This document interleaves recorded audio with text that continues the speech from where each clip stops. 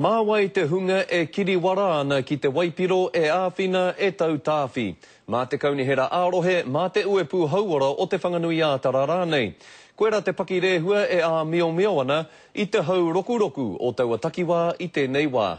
Ka hore hea wangawanga o Jim Moriarty, rāua ko tana huarangatira a Helen Otene, mō ngā kāinga ko tohua o ngā hunga poro haurangi, engari me tohua no he kai whakahaere. Wherever they go, and they need to go somewhere, whether it's Karori, Kandala, Porirua, Titahi Bay or Island Bay, let's ensure that we have, some types of processes and mechanisms in place to minimise the risks that are attached to that. I just say we need, they have a right, but if everyone could give a little bit, to give them a go.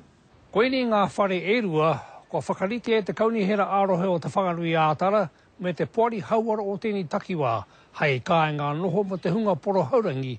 Hei tā rātau, ka noho ki kone mō ngā tau e tū mai nei.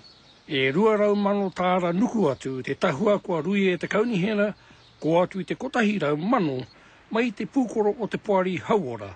Hei hiki te kaupapa o ngā tau e rua e tū mai nei. I might have thought that downtown by the Central Police Station might be a good place to create this wet house. There'd be plenty of supervision. They have a program and there's nowhere else to go. Everyone's going to say, not by me. That they have a point and they have their rights. Toko waru ngā hunga poro haurangi ka noho ki roto o ngā whare nei, mena ka tutuki pai ngā whakaritea te kaunihera me te poari hauora.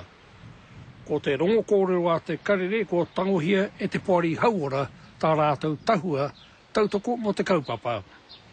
Joe Glenn, te karere.